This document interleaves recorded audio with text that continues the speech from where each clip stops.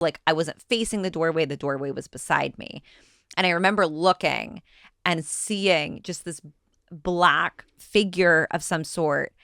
And I don't know if I read somewhere or I saw something and I was like, I don't want this. I'm not open to this. Please do not come. Like I literally said it out loud. Smart. I'm like, please. I was like, I'm not open. I'm not open. I don't want this experience. And it went away. So I don't know. I don't know if I'm just crazy. I don't know if I was like half dreaming or if I did see something in that house. But then like shortly after I was like, okay, I think I want to move. Like, cause I was renting the house at the time and I was like, all right, I think it's time.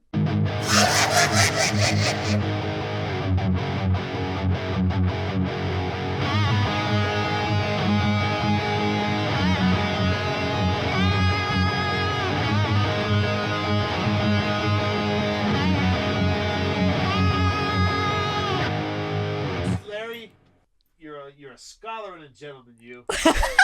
We're ready to rock and roll. Ready to rock. Thank you, Will. Thank you. He's the rock star here. Really fucking cool. It's very cool. I love it here. I'm so happy. Like this is the first podcast space that like I tried and I love it. So it just worked out really well. I have more questions about that. I would love to answer them. But before I answer them, hi, friends. Welcome to the Dammit Danii Podcast. This is typically where I forget to do the intro, and producer Larry says, Danii, you have to do an intro. So we're going to do it very quickly because we've just dived in. And I'm so excited to have this guest on. We are vibing so well, and I know this conversation is going to be so great. And it's spooky season, and we love spooky season, and we love spooky shit here. So I'm so excited to announce my guest, Heather Shields. And she does a little bit of everything, okay? She's an actor, she sings, she dances, I think ballet, if I read correctly, like professionally trained. So this woman's a scholar. She's a badass scholar. We love it. And we have many other questions about her spooky side, but we're going to dive into the questions you want to ask me first because this podcast is famous for just going off. Like we'll talk about something and then we're just going to take 5 left turns. Fantastic. That's my favorite kind of conversation. Perfect. So this is great. Perfect. Okay, ask away. I've already forgotten what I wanted to ask you. Perfect. Because my brain's already on like an adventure. That's okay. Oh yeah. How Yes. long have you had the podcast? So I've been podcasting on and off since 2019. That's incredible. This podcast was born in Pittsburgh. I'd say Larry's going to be like, it's been X amount of years. But 2-3 years I've been on and off on this podcast. So lived in Pittsburgh, relaunched once I came to Los Angeles, because if we're here, why not do it? Yeah. So took a little bit of a hiatus, about 1.5 years, relaunched the podcast. So that's how I found the studio, because I have 200 square feet of an apartment. It's an exaggeration, but it's very small. And we've got 2 dogs, and there's no way that I can podcast out of that space. I use the podcast out of my house. But then it's also like I have like people coming in that I don't know. And I've thought about that. Yeah. Yeah. Yeah. No, thank you. No. And, I was like, maybe I don't have so many men that I don't know coming in. And I've never had a problem. All of my past guests have been great. just want to put that out there. But you never know. But you don't. You don't ever know. And that's like not a fun, spooky vibe. It's really not. Like, I don't want to lay in bed at night and be like, is someone going to just like slither in one of my windows? Do you ever think about that as a woman? Like, I do. Do you ever lay down at night and you're just like, is tonight going to be the night? I do. And I like fucking hate that my brain goes there. I know. But it's real. It is. I have one of those little door jams from my front door. And then I was lying that's there. a good idea. Yeah, I'll have to send you the link. Please. But I was lying there the other night and I was like, I don't have one from my back door. Oh. And then I started spinning out. Mm-hmm. Because you're laying in bed and you're thinking about all the things that you should have done. Not that anyone would come into my house. Like, I feel like I shouldn't have just said that because maybe I just jinxed myself. Okay, we cannot jinx each other because like literally in like 2 years, I don't want either one of us to be on like Dateline saying like, well, I was on this podcast and I manifested it. I manifested it and it happened. And I always joke too. And like, I think it's like a universal joke, but if I went missing, they would pick the worst photo of me. And I know it. Like, I need an approved folder because my mom, it'd be like one of my mom's Facebook pictures. And she'd be like, please find my daughter, Danielle. And it'd be like the worst photo of me from like 2017 that I'm like in a side weird profile. I know her too well. Yeah. Do you feel like your family would do that? I do. I really do. Yeah. It's just like I need an approved missing persons, you know. And I maybe is this crazy? Would you write your own eulogy? I would. Okay. Have you done that? Have you thought about it? I've considered it. I think we should. I think we should make this a thing. I think so too. I think we need to be in control of the eulogies. Like, I want to control what they say. If someone says about me that I lit up a room, we know that I don't light up a room. I do not want that said about me. They say it about everybody. Have you noticed that? Yeah. On like Dateline or like the ID shows, I'm like, she just lit up a room. No. We need to be real. She was a bitch.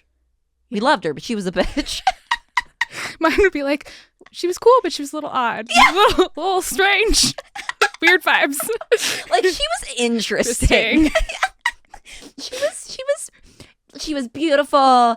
She was a little odd. That's okay. But that's okay. But like, light up the room. Come on. I hate that. I just feel like it's a generic thing. Yeah. Like, do you really not like me that much? Right. To say that? Right. I feel like that's like really reaching too. Like, is that somebody that has like nothing else to say about someone? Right. They're like, she just lit up a room that she walked into. I've sometimes wondered what it would be like to fake my own death. Like, I never would, but as a thought experiment. And then see how people reacted and see how people, like what people said. Yeah. And then, I saw this on Instagram once and it tickled me so much. Please. Where someone had suggested, I don't know if you can even do this, but like scheduling a text to send after you die. Oh. Once you've been buried, and then it sends like, it's really dark in here, guys. I love it. I feel like if I faked my death, I would do that. You should. And then freak people out. But I really want to know what the fuck people would say. I know. Or like, who's going to show up at my funeral? Right? I would be so sad if it was like 2 people. I know. Or who's going to be like, because you always know. And like, again, everyone grieves in their own way. Yeah. But we know that there's some people that'll like write these big elaborate Facebook posts. Like, I want to see who's going to write that post about me that hasn't talked to me in like 25 years. Right? Like, she was so wonderful. She was such a light.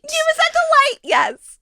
And like, oh my gosh, like I just loved her. And like, girl, no, you don't answer my messages. Right? Or like, you bullied me in high school or something like that. Like, what like you weren't nice to me. No, like, I don't know you. Literally. So who were you in high school? Oh, nerd. Same.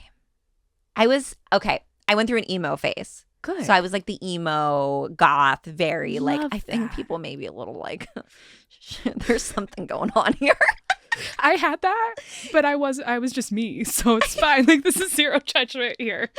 I love this. Okay, so when you say nerd, like nerd how? Like Dungeons and Dragons nerd? No. Okay. That came later. Stop. Do you play? I did once. I'm really bad at improv though, so I was overthinking everything. Which is not conducive to good gameplay. I have been told. Oh my God. Somebody probably in like a I'm just picturing somebody in like a brown like hooded cape saying like, this isn't good play. They had to like sit me down and go over the different like chaotic neutral, chaotic good, like all that stuff because I was doing it wrong. Oh my God. I like picked chaotic evil because I thought that would be the most fun. That sounds amazing. Yeah, but then we got to it. I didn't want to kill people, even though it's fake. Yeah. So I was having a moral crisis in the midst of a D&D game, which was weird. I've never heard anyone say that before, but I relate to that. I think I would also probably have a little bit of a crisis.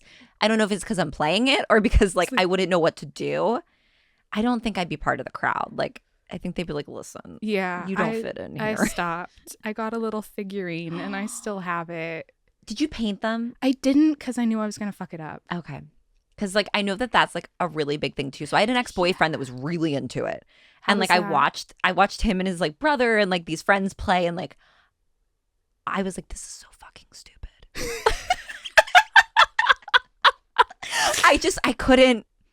I couldn't, I don't know. Like, valid. I think I just dried up and the relationship obviously didn't work.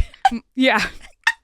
Well, and it's time consuming too. It is. It's a like commitment. 20 hours of campaigning and it's all fake. It's all fake. Which is like fun from a fantasy. Yes, what kind of nerd I was? I was like Lord of the Rings nerd. Okay. Like that. Hell yeah. Yeah. Yes. It's like getting to be in a Lord of the Rings battle, but you're an adult and should maybe be doing other things with your time. This is not to say Like, I really wanted to be good at D&D. Listen, we love all hobbies. And I honestly respect somebody that can be into something like that and put in the commitment and the time and the artistic talent and the improv. Like, it does take a lot of skills. It does. However, like in my experience, maybe put that energy into your girlfriend. I don't know. I'm just saying. Well, you hear all those things about people who get addicted to video games and then spend money on them, and then their relationships fall apart. Like, I would never. No. I would never want Okay, that. so what's your thing, though? Like, what's your one thing that you're, like, addicted to? Matcha. Okay. I feel like that's really basic. It is, but like, I love it. Yeah. I'm a basic girly as well. I love matcha. Into it, and it's new for me. Oh, it's new for you? Yeah. This is a new addiction. Okay. Like so 4 months. 4 months. It's very recent. It is. Do you make it on your own? I've tried, but it tastes like shit. I haven't figured it out yet. There's a lot of components of it. Like, I watched a girl, like, with the thing. Like, look, she looks like she's, like, smudging. Yeah. Oh, yeah. Maybe I need to work on my smudging matcha technique. Maybe so. I don't know. But she's like, it's so easy. And then it was 45 steps. And I was like, I don't have time for this. No. Or the patience. That's real. But I've spent way too much money on it recently. So. Oh, so you go out and get it. I do. Well, I'm within walking distance of a coffee shop. So that's dangerous. Yes. I'd be there every day too. Yeah. And everybody's really nice. Oh, that's even worse. Yeah. So I'm like, I've started to like these people. Right. Which is weird for me because normally I'm miserable when I haven't had caffeine. And I'm like, I like you guys when I'm not caffeinated. So this is huge. That's when you know. Yeah. It's a match made in heaven. It really is. Yeah. But not for my bank account. No. So I'm trying. One of the people who works there took pity on me and told me which matcha powder they use so that I could buy it myself. Ooh. Have I done that yet? No. I mean, but it maybe will happen. The option is there for when you decide that you're ready to make that purchase. Yes. You know, at 11:59 when you're laying in bed and you're like, oh, I should order that matcha. Is someone going to come into my house tonight? Oh, I should order matcha. Yeah, I should do that. Yeah. Yeah.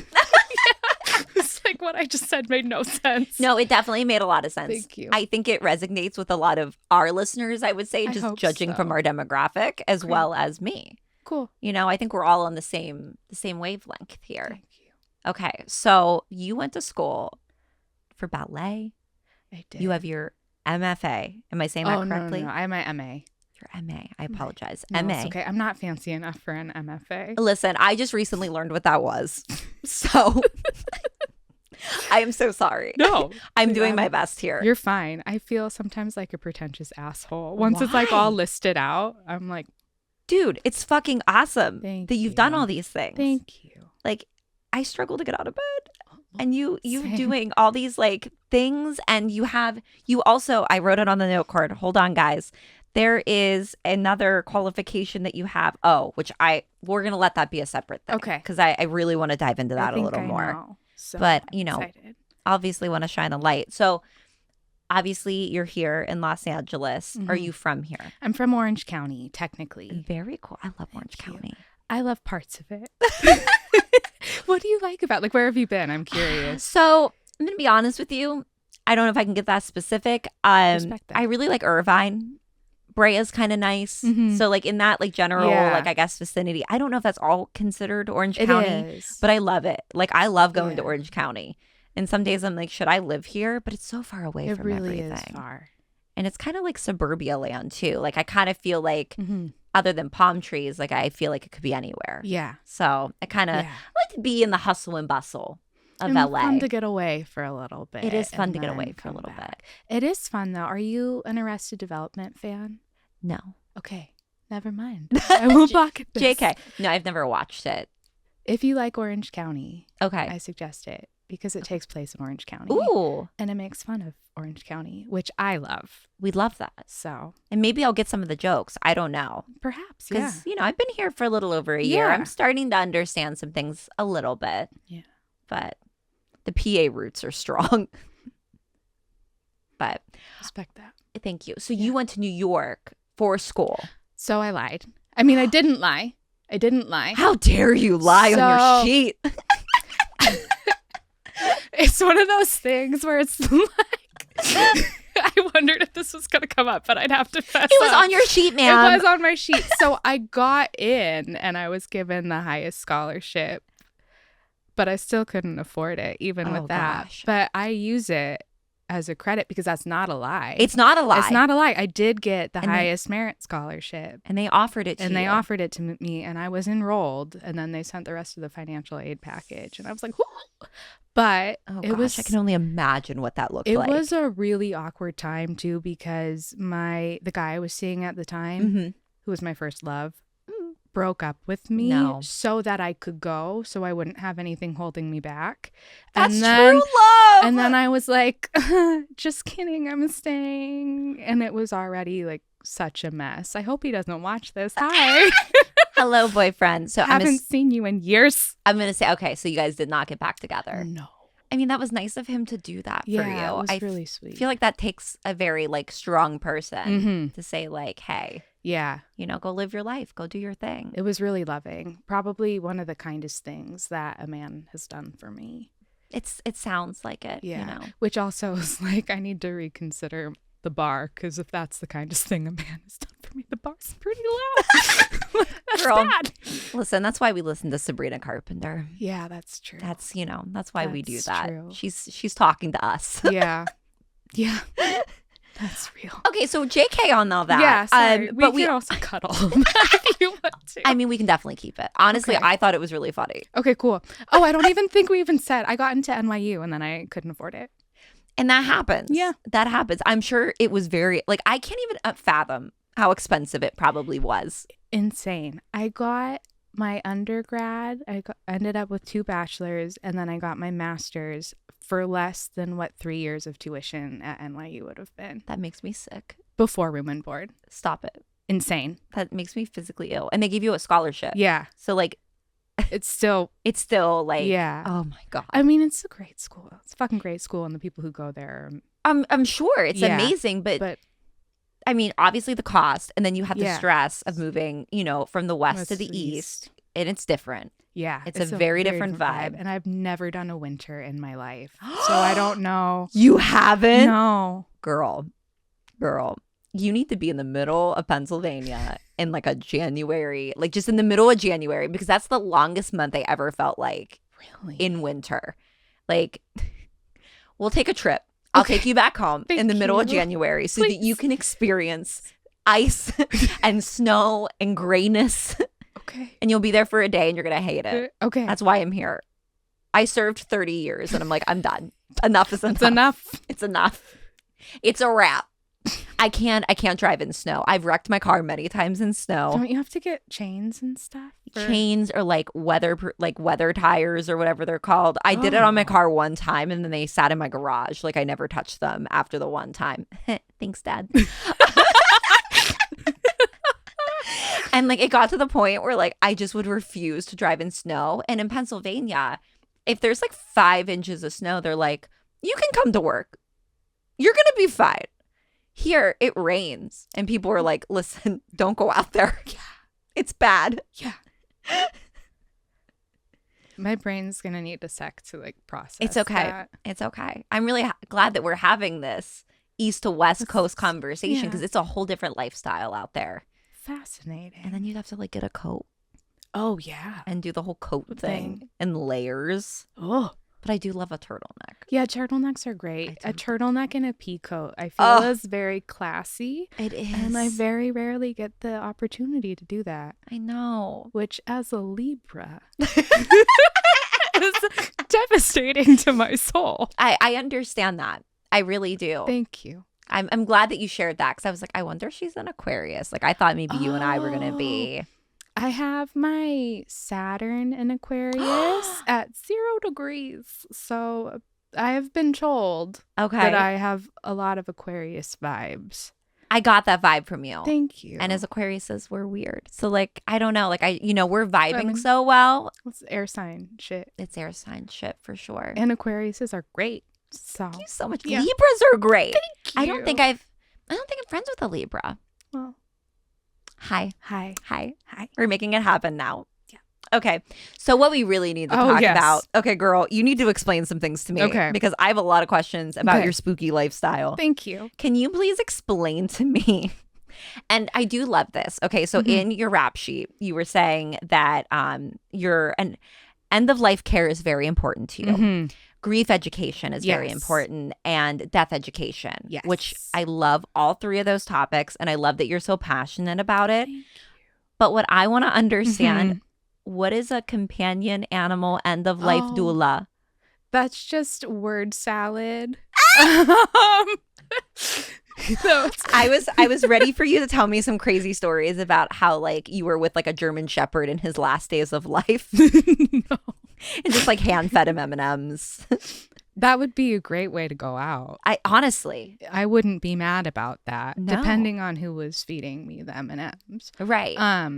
But it's just that was the name of the certification. But it's just so this is a certification you received. Yeah. Okay. And it's to help companion animals or pets. Okay. And their families in the last phases of life.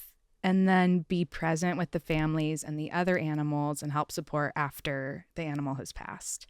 So what does that entail? Because I know sometimes like when you do have multiple dogs and one ends up passing, like it's hard on the dog that's or cat or pet that's still living. I feel like it's really animal dependent. Okay. I also have a Reiki certification. Those are my like fake glasses. I know, I love it. And so I feel like that can be really helpful if the family's open to it. Just the energy healing. Okay. And I feel like animals are way more in tune with spirituality and spirit world and whatnot, if you believe in that, than we are. Yeah. And just energy and stuff like that. And to go down a very weird rabbit hole. I'm ready. I've always felt like this is the science nerd coming out, and I'm going to fuck up like the different scientific laws. That's okay. But it's like if matter and energy cannot be created or destroyed. Okay. When we die, our matter and energy is still somewhere. Like it doesn't go away. Okay. So sometimes I wonder if that's what people think ghosts are. This is interesting. If you also think about the fact that animals can see and hear different frequencies than we can, when they're like, what are you seeing? Are you actually seeing something? Yeah. And so I do wonder, I have no proof for this at all, if they are more in tune and like can pick up on the energy of the animal that's gone. But it's still so sad because like they'll still live on in your heart and in your memories and whatnot. But not being able to like give your dog a hug or curl up with your cat in like tangible, physical. Yeah. It's devastating. It is. It's hard. Yeah. I actually like hesitated a little bit before adopting my dogs because and this is maybe a crazy way to think, but in my mind, I was like, I don't want to adopt a dog because I don't want to lose it. Because it's so hard. It's so hard to lose a pet. It really is. And I feel, too, it's a loss that's really... People aren't always compassionate about it. Yeah. Because they're like, it's just a dog. And they're like, no, that's family. Yeah. They're my children. Yes. Like, I don't have kids. Like, they're my children. They're who I take care of every day, and they depend on me. Like, they're my entire world, you know? And I'm theirs. Yeah. So, like, to lose something, I mean, it's like, it's losing a member of your family. Yeah. Absolutely. So what's your experience been with working with families? It's mostly been people close to me. Okay. At this point, I've been a little scared to veer beyond my immediate circle just because I don't, this is my own paranoia and like probably not true belief. Yeah. Where it's like, I don't want to say or do something in the midst of this time that's going to be harmful or like say the wrong thing or whatever. But when my mom's dog that they adopted after I left the house was passing, it was a lot of, did a lot more energy healing. Okay. And a lot of just listening. Okay. And I find that often people just need a safe place to be heard. Yeah. And share memories and share stories and not feel like they're burdening someone, even though it wouldn't be a burden. Right. And it's not. No. But we get in our heads sometimes, or loss makes people uncomfortable. So they're like, because they don't want to think about when their animal might go. Yeah. And I feel like that's what the doula can do. Yeah, absolutely. I think that you could really provide a service to people that would be open to it. And honestly, like, for me, like, I don't know if you would say the wrong thing, because I think if you have a support system and someone there to listen, because it's almost, I would say for someone that maybe isn't open to therapy, it'd be a really great outlet to have somebody come in, work with them, do some energy healing, you know, really talk about loss, or just even listen. Yeah. Just listening and supporting and understanding what's happening, especially, you know, as an animal is passing. Or I think what would even be harder is if it's a sudden pass. Yeah. If something happens just suddenly. So I don't know, because I had never heard of that before. I'm not sure if this is a popular thing. I'm not sure either. But I think you could rock it. Thank you. In that space. Thank you. And offering that to people. Yeah, I've done. Give Heather a call if your pet is passing. So morbid. It is, but I loved it. But it's fine. But thank you. And it's an honor to be there. Yeah. And be part of it. For me, like, knowing that like a service like that is available, like if one of my dogs was struggling or passed suddenly, like I would have a comfort in knowing that I could reach out to somebody and say like, hey, can you just come like sit with us for like an hour? You know, and I think it's good too, because when you are grieving, sometimes you do tend to just like hold within. Yeah. And not release it. And that's when I feel challenges can start to arise, when you're just holding it in. Because that energy needs to move and go somewhere. Yeah. But yeah. Absolutely. So do you believe, so I guess it sounds like you do, but do you believe in spirits lingering, like as far as people, like after they pass, and energies? I think so. It's one of those things where it's like, I don't know for sure. Yeah. Have you had any experiences personally? Yes, actually. Please tell us. Well, there was, this is a two-prong story. Oh, I love it. When my grandfather he had dementia, and it was when he was in his like kind of, it wasn't the beginning phases, but it wasn't near the end yet. Yeah. He was kind of in and out of lucidity. And there was one time, I wasn't here for this, but my cousin was in the kitchen with him, and he looks out the window. There's nothing in their garden other than plants. And he goes, the woman in the red dress is there again. And my cousin was like, what? And my grandpa was a lawyer and a judge. He existed in his mind, very rational. Right. Very logical. Like, had an artistic soul, but it was very, like, academic. Like what you'd say, more like a straight and narrow. Yeah. When it came to, like, he went to church with my grandma for my grandma, not because he actually believed. Right. He just wanted to make her happy. So that was his framework of the world. And I moved into their house when they moved into assisted living to be close by and to take care of things and whatnot. Yeah. And I was in the kitchen at like 1 a.m. one night getting some water, and I look out the window and I see this woman. No. Like all white though. It was like white, and I just went and I like slowly turned and walked, but it was like energy. It wasn't a corporeal, like solid body.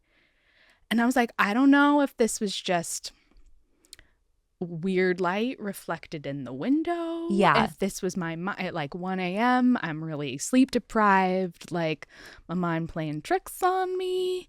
But that was really freaky, and I never went to the kitchen that late ever again. That's fair. That's the most recent. That's crazy. It was really weird. That's crazy. Do you think it was your grandma? Had your grandmother passed? No, she hadn't yet. I wonder who. I don't know. Did you look up the history of the house at all? I should. Yes. I will report back to you. I need to know. We got to do some investigative work. See what's going on. Yeah. We need to know the things. We need to know who the lady in the red dress was. You absolutely do. Yeah. Because we chalked it up to just the fact he had dementia. But then... I don't know. So... It could be a thing. Have you had any experiences?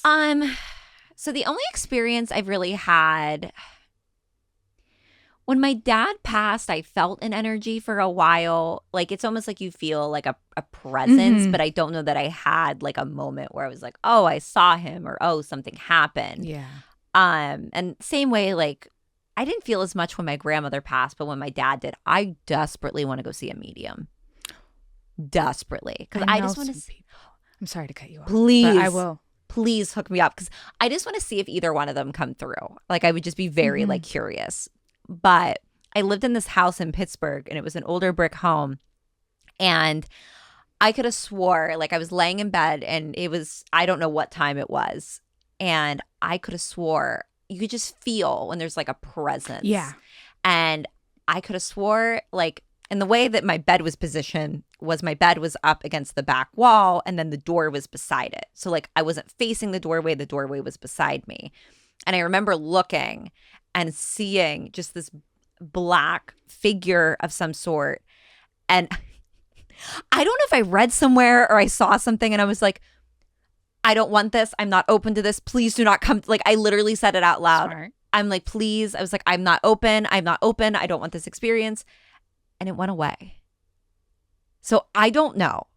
I don't know if I'm just crazy. I don't know if I was like half dreaming, or if I did see something in that house. But then, like, shortly after, I was like, okay, I think I want to move. Like, because I was renting the house at the time, and I was like, all right, I think it's time. Yeah. But that's my one experience that I've had that, like, it really rocked me. Like, the next day, I was like, holy shit. Like, yeah. Is this real? Like, is this crazy? Whoa. Yeah. Yeah. So I don't know.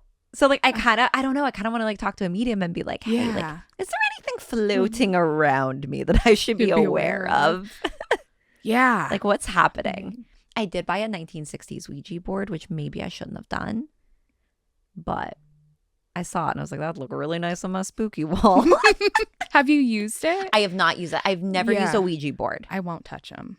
You've never? No. Okay, that's a lie. I was in the presence of one being used, but I've never personally used it. Mama Sue always told me, don't touch those things.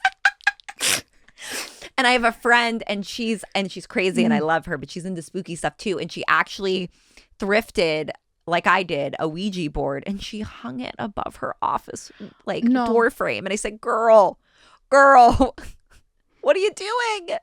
No. I think she wants something. Like, she's like, I want something to happen. Yeah, like, give me something spooky. Come I'm on. like, yeah, I actually don't. Like, it just looks really nice on my spooky wall. I feel like just having it there is probably fine. Right. And, like, in the planchette, is that how you pronounce it? I have no idea. Okay. But it is now. If it's not, don't come for me. But it didn't come with it. It was just the board. So, like, in my mind, I was like, okay, well, if the planchette's not with it, then it should be fine. I don't know if that's true. But I decided it was true when I purchased it on Whatnot. I don't know if you've ever used that app, but I am. No, I've not. Oh my God, I'm so obsessed. They do have spooky stuff. Love it's almost like an eBay where they have auctions of different items. Oh, that's cool. And I'm obsessed with it right now. So, like, I bought the Ouija board. I'm really into geese plates right now. This is not spooky related, but I just love an old school plate. So I have plates displayed. It's a whole thing. So if you'd like to spend some more money on something other than matcha, I highly recommend. Thank you. I'm going to check it out. I think you should. And then you can just like text me and be like, I hate you for showing this to me. I'm excited to see what's on there. So okay, I got to ask you some basic spooky questions, but do you spend any time in graveyards? Never for spooky reasons, but I would like to. Okay. And we asked about, so that's your ghost experience. Okay. lastly, I want to ask, there was something, the Reiki. I want to ask you about the Reiki and how that works. Yeah. And what you do like for that. Like how I'm so curious. I know nothing about it. It's energy healing. A gentleman in Japan discovered it. I don't even know if discovered is the right word because it was like already there. Mm-hmm. But he just had this epiphany where he was like, oh, the world is energy and we can use it to help heal. Yeah. And I don't fully understand it, to be quite honest. Okay, do you use the rocks? I have not, but you can. Okay. But when I went and got certified, they do an attunement where they like help you attune to that specific energy frequency, I guess. So what does that entail? Like do you use your hands? You can use your hands. Okay. I'm going to be mortified if any of what I've said is wrong. So please feel free to correct me because it's been a while since I've read anything about it. I read like half a book on it. So yeah, we're working with a lot of knowledge here. And this was like, I went and got certified 3 years ago. What made you do that? But a lot has happened in 3 years. I don't know. Like what prompted you to do it? You know, my dad is certified, which is something I never thought I would say about my dad. Yeah, because he's just like, he's a big Irish American dude who's very like, you know. And then he went on this spiritual healing journey. I love that for him. So then I was like, well, of course I'm not going to do Reiki because that's what you're doing. So I can't. And then one day I was like, actually, I kind of want to. I love it. Reiki in the fam. Yeah, I signed up for a training and it's really helped me. It was the first time when I went and they were doing the attunement and stuff that my nervous system felt regulated in like years. Really? Yeah, because it was in the midst. Like we were out of the woods from COVID, but there was still like weirdness. Yeah. And that, you know, it's like that weird like after stage. Yeah. Where people are still kind of like. And I don't know if you had this, but all that time being alone with myself during COVID forced me to look at some stuff. Mm-hmm. I had some self-reflection. Yes. And so it was just so healing for me. Mm-hmm. I was like, oh, wow, maybe this is legit. Yeah. And like this maybe can help people. And I had a lot of health issues when I was a kid. And I hadn't necessarily put 2 and 2 together yet. But my mom used to have someone come in and do like healing hands for me, where she'd just like lay hands. That sounds violent. But like delicately lay hands on hover me. The hands. Yeah, energy healing hands. And I was like, oh my gosh, I was getting Reiki when I was 10. And you didn't even know it. And I didn't even know.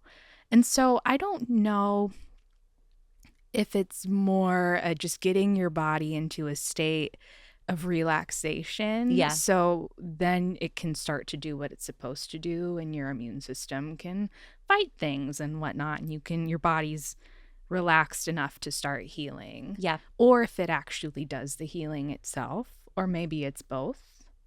I'm not sure, but it's really helped me. It is helpful. Yeah. And if that's what helps you, like there's so much within the body, and the body, well, the mind really controls the body. Yeah. So for me, like what I found the most helpful is I've never done Reiki before, but I've like seen great things online and I've read great things. I love yoga. Yeah. So, and I know sometimes it can go like hand in hand, but that's been the best for me. Do you do sound baths? I've been to one once and it was so fucking cool. Isn't it awesome? Yeah. I was like, this is crazy. Yeah. I like unexpectedly took a class. Like I didn't realize they were going to do it at the end. And like, you know, you're just like laying there and I'm like, what's happening? And then like, it just happens. And I'm just like, oh, like I was in it. I was like, this is awesome. It's so cool. It is. It's so cool. If you have an opportunity, go get a sound bath. Go. Do the Reiki, do the sound bath, do a yoga. Have you ever taken a hot yoga or a hot Pilates class? I've done hot yoga. What's your take on it? It was intense. I understand why people like it. Not for me. It's pretty wild. Yeah. I'm like kind of sick into it now because like now that I've done it, like if I take a regular class, I'm like, I haven't sweat enough. You know, like I feel like I'm not like getting a good like I don't know, like a good exercise. Like I feel like if I'm not like a wet rat, like everything's just dripping off my body and I'm slithering out of the studio, then like I didn't get a good workout. So unfortunately I'm in. I love that. I've bought in. Do you do yoga and Pilates? I do. Or? That's hardcore. When I get myself out of the house to do it. But I love it. Like I never regret it after I do it. I think half the battle is just getting yourself there. So that's what I'm currently working on. The motivation to get out, you know, and do the things. Yeah. But I took a Pilates class the other night. I thought I saw the Lord. It was so hot. It was so hot. Like this studio, I forgot, and I'd been to it before, was like 10 degrees hotter than like what I'm normally used to. And I had a point where I just looked up at the ceiling and I was like, this may be where this ends. I'm going to die on Melrose Avenue. So I get it. Yeah. I get it if it's not your thing. Yeah. It's a little intense. I'm assuming it gets easier the more you go. Yes and no. I did take a sculpt class where it's like Pilates, but then you do cardio at the end. So it's like 3 stages. So it's like the first stage, you're doing some like light weights and you're like focusing on a part of your body. Great. Yeah. It's not that bad. The second one, you're doing that, but you're like in synchronized movements and you do like sets of them. You're starting to get pretty hot, but it's like, it's manageable. Then there's a cardio section at the end. So it's like you're in this like really hot room and then they have you doing cardio. And I was like, I can't. I was like, I'm out. Homegirl's out. I can't do this. It'd be too much for my soul. It was too much. So that's hardcore. LA has done things to me. But like, good for you though. Because I could never. I don't know. Like I'm like, there's something wrong here that I'm continuing to go back.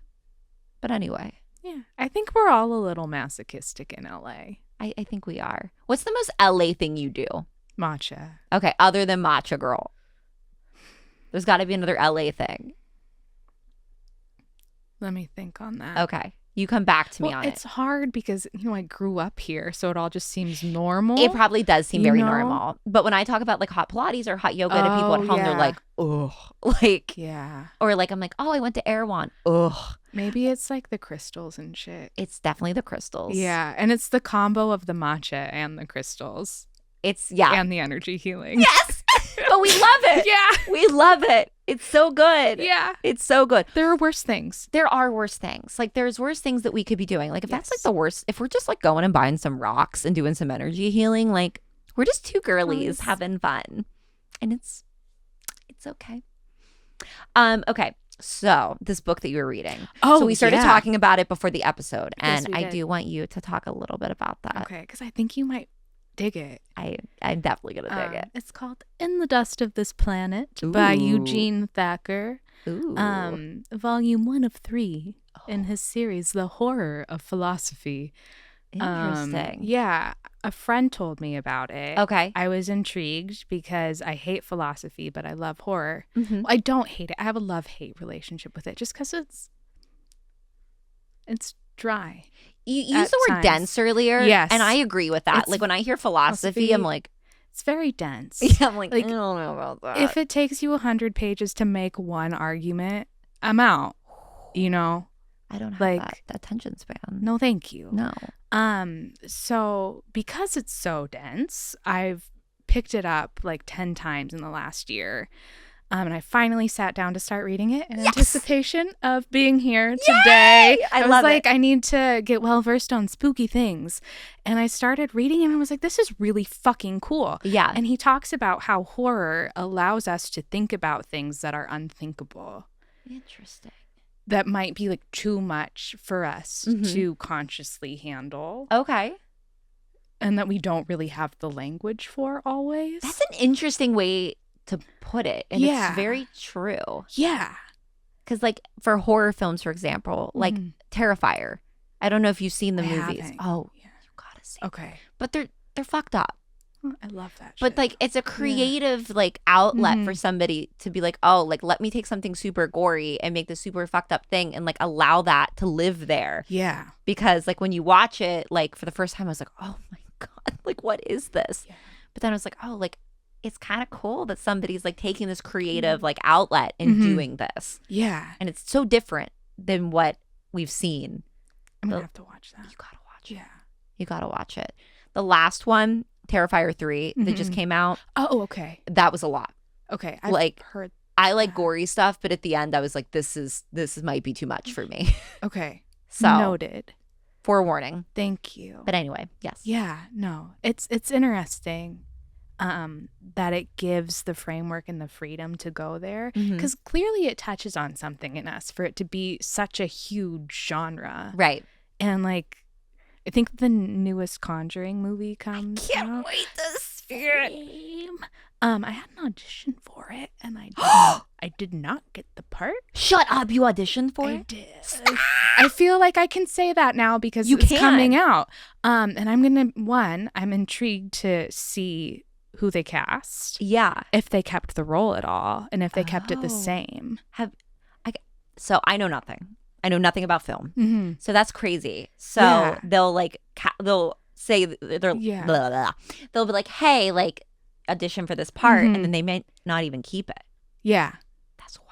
Well, and I've never been in this situation, but one of my friends was in the Barbie movie, which I have not seen yet because of what happened. As a protest, I did not go see it because spill the tea. He filmed his whole scene and then they cut his scene in the movie. Well, it's I think it's a money thing because. And a time frame thing. If it's not serving the story, and if you can tell the story without the scene, they're going to cut it. Yeah. Just to keep audiences more engaged. But I'm like, oh, that really fucking sucks for you. It made me sad. That is lame. But it happens a lot. And then just when they do rewrites, they tweak things. But I am excited to see it, mostly because I want to know who they cast. I want to know too. Yeah. I want to know about this. You got to tell me. I will. The character description was also very What was it? Can you tell me? I don't know. Okay. But it was just like a young woman who blank. And I was like, this gives me no information. A young woman that's just like existing? Yeah. And the blank is me filling in a word because I don't know if I'm allowed to say. Oh, okay. I thought you literally meant that they're like blank. Yeah, blank. You figure it out, girl. Yeah. And I was like, okay, I know nothing about her, but let's go. Let's do this. Let's go. And clearly I didn't. Rude Conjuring. I also was surprised that I got the audition because I think I look a little older than what they were looking for. But I was like, all right, I'll take it. This is so crazy. But I'm excited to see it for that reason. But also because horror. Yes, horror. Horror. Getting back to that. Yes. I don't remember. You don't remember? I don't remember what we were. Oh, so the reason I wanted to bring this up is because you said there was a correlation with black metal. Oh, which I have a fascination with black metal. Yeah. I love black metal. I love going to black metal like concerts. That's so cool. I'm not like into it as far as like listening to it every day. Like it's not my everyday listen, but I love like a death metal, black metal concert. That's so cool. It's just so fun. Like I just love watching metal music. And I think it's such an art form. Yeah. And like they're true musicians. They really are. Like it takes so much talent and skill and just perseverance to do something like that. So like I love it. I love it anytime. But on Peacock, there's like this little like collection of horror that I didn't realize existed. I saw it on like Facebook and I'm like, all right, because I have a Peacock subscription that I don't know what card it's charging to, but I'm going to have it for the rest of my life. Same, girl. Same. So I just have it forever. And I got on and there's a show, and I don't know if you've ever heard of it. It's called Hysteria. I feel like I've heard the name, but I know nothing about it. It has Julie Bowen in it from Modern Family. There's another actress that's very familiar, and I don't know her name, but she plays like one of the mothers like in the show. Like there's a few. Oh, and the guy from Evil Dead. Why can't I think of his name? The guy from Evil Dead. The main guy, Bruce Campbell. No way. He's in it too. And it's such a good show. There's only one season, but it's about like the 80s and the metal culture and satanic like worship. And it's fucking awesome. So cool. It's so cool. Like I'm going to petition for a second like season. I really want to make that happen. It's so good. You should. It's so good. I support you. I haven't even seen it and I'll sign it. I need you to be in it. I would love to be in it. I need you to use your Hollywood connections. I need you to audition and get into it. And produce the second season yes. for you. Yes, please. So it happens. Just small ass here at the Dammit Danii podcast. I'll make it happen. Thank you so much. I'll try. Thank you. But yeah, it's so metal is, I love metal. But I'm more of like the 80s hair metal. Girl, you're at the right podcast. I have to show you. I think I have some stickers with me. Like, that's the logo. I love hair metal. Me too. It's my favorite genre. I love Rat. I love Rat more than I should. Zero judgment. What's your favorite hair metal band? I feel like this is really basic. It's okay. And I don't even know if they qualify as hair metal. Okay. But like Van Halen. They totally totally do. Panama is my favorite song. I fucking love that song. I love it. The And energy, I could yeah. knock down a building. Same. Kool-Aid Man style as soon as I hear that song. Yeah.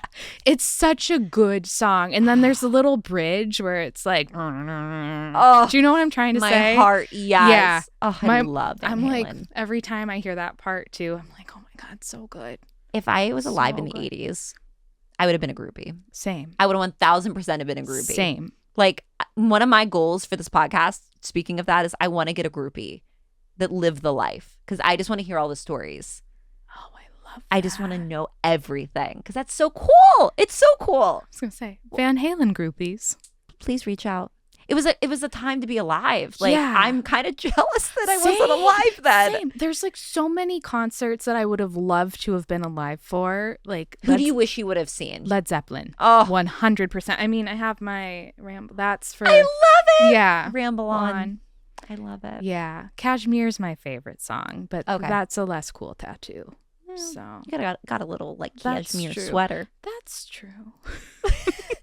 Listen, I will give you the worst weird ideas, and I'll be like, do love it. it. It's fine. I'm the same way. Hashtag So- YOLO. Yeah. We're gonna be dangerous. Yeah, we I feel are. like we're definitely gonna be I'm dangerous. really good at convincing people to buy things they don't need. Same. But I'm awful at sales. Yeah. Well, my job is in sales, so I do a pretty decent job. But Yeah. have you had a sales job? I have. They're not for the weak. No. And I just want to give people things. Yeah. But when it's not my job, I'm like, you should buy this. I'm glad you understand. Yeah, I'm the worst person to go shopping with because I will hype you up. I'm like, oh my Yeah. God, that shirt, it looks so good. Good. You have to buy it. And like, I will hype someone up. Hundreds of dollars later. Yes. And I sometimes wonder if it's like me living vicariously through them spending. I think it is. I'd never thought about that. I was trying to go on a before, spending freeze for a while. Like, I was really trying. And I'm like, okay, I'm going to get on TikTok and watch people do hauls. Because like, if I watch somebody shop, maybe it'll cure the sickness in my brain. But then they're like, oh, you need this product. And I'd be like, well, I guess Actually, I need I it. So it backfired. I didn't save any money. It was a valiant effort. I just need somebody to like take my bank cards and cancel this Peacock membership that I'm going to have forever. There are worse subscription services, though. There are, and it's like not like in the It's grand not scheme too of things, expensive. it's not like super expensive. And they do Yeah. have some gems on there. They do. I'm really into the Traders. Ooh, I'll have to watch Have it. you? No. It's campy. It's magical. It's Okay. like a murder mystery Ooh. with like strategy, Mm-hmm. but also housewives. Oh, I love that. Yeah. We love a little twist. Yeah. So it's great. I love that so I think much. you'd enjoy it. Okay, before you go, Yes. I have 2 things I got to ask. Actually, I have 3 things I have to Okay. ask you. Hard-hitting questions to end the podcast with. Okay. What's your favorite horror movie? Oh.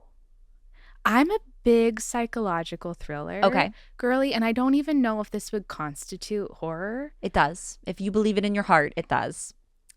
Rear Window. I've never seen it. It's an Alfred Hitchcock. Oh. It's really not horror, but it's like psychological thriller. Okay. And I love it so much. Is it in black and white? No. Okay. No. I don't know. You said that. I was like, oh, it's probably really old. I don't remember when it was. The costuming is beautiful and the Ooh. colors are really pretty. But I'm trying to think of like true horror.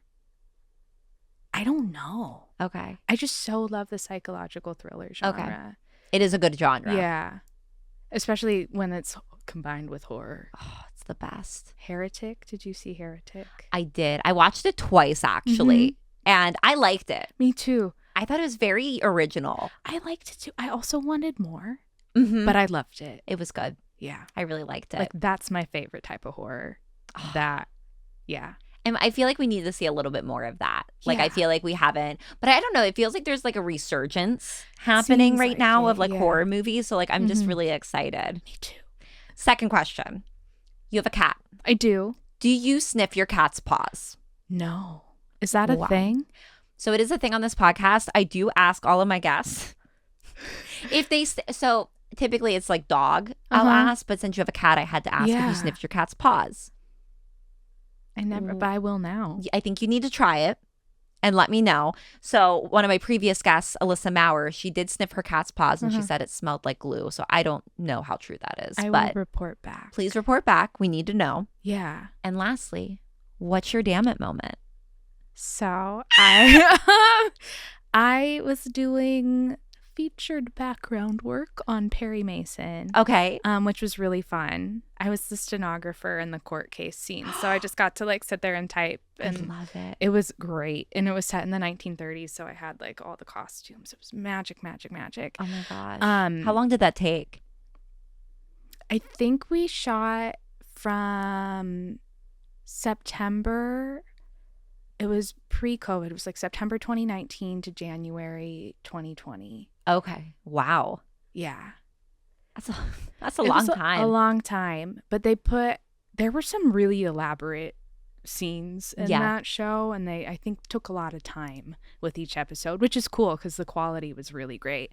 But it was the very last day of shooting, and it was really late. We were doing like 12, 14-hour days. So I think I was there at like 4 a.m. that day, and it was like 8 p.m. and I was half asleep. There were only a couple of us left and then the main cast. And I thought I was going to be ready to go, and they call my name. They're like, Heather, we need you. And so I go out to set, and I'm sitting there, and there's this gentleman, very handsome, older than me, not old, but older than me, like dignified, who starts staring at me and is smiling. Ooh. And I was like, what's happening here? Yeah. It's like, I don't pick up on that stuff, and really? I would at all, ever. I'm so clueless until like 5 business days later. And I'm like, and you're like, I think he might have been flirting with me. Did he ask me out? I don't know. And so he's on the other side of the set, and like, we're not supposed to talk. When you're background, you're not really supposed to engage with main cast. And he comes up to me and starts talking to me. Very gentleman. I felt completely safe. It was completely appropriate and fine. Right. But he was we love that. Lovely and charming and smiling and asking me things. And I was like, does this person think I'm someone else? Like, does he think he knows me? And I'm like, not, like, what's going on? Like, why is he smiling at me so much? Why is he talking? We started filming. They'd call cut. He'd start looking at me and smiling again. And I'd just be like, and then they were like, Heather, we don't need you anymore. And I got up and I left, and I could like feel him watching me like as I was leaving. It was the 1930s get up. Yeah, I think so. I think so, really. And I get home and I'm like, oh my God, I think this man was like hitting on me. Yes. And I could have gone out with like. Is he like a. I don't. He. Words. This is what we live for here. Yeah, he was not like. I think he was either a series regular or a guest star. Okay. And he's someone that is not like hugely famous, but is known. Okay. And I was like, damn it. No. Yeah. And you never heard from him? No, because how? He didn't have true. My name. You should have reached out to him. I should have. You should have been a creeper. I should have. I really should have. That was a lost connection. You will have to tell me who it is once we stop filming. I want to know. Yeah. I'll tell you. I was devastated, but I was like, if it's meant to be, it'll happen someday. But you were also like super delusional. Like if you're like working for that long, that's a long day. So I could have, another reason is like, this could all have been in my head. It was a mirage. You just imagine the entire thing and it just never happened. I doubt that. I truly think it probably happened. I think so. But those long hours, like, who knows? It's hard to say. Yeah. It's hard to say. It's been a pleasure. You too. Talking to you. This has been so fun. Thank you so much for being here, talking all the spooky things. A great kickoff to spooky season. Yes. This is officially like our first spooky season episode. I love. So excited. Thank you so much for being here, Heather. Please let everybody know where they can find you. Well, thank you for having me. Of course. And I'm only on Instagram, I think. I have a TikTok that I no longer know how to access. And there's also nothing on there. But my Instagram handle is slightly rambunctious female. I love it. Thank you. And thanks for listening, guys. And thank you for having me. Of course. Thank you so much for being here. And we'll see you next week, guys. Thank you so much.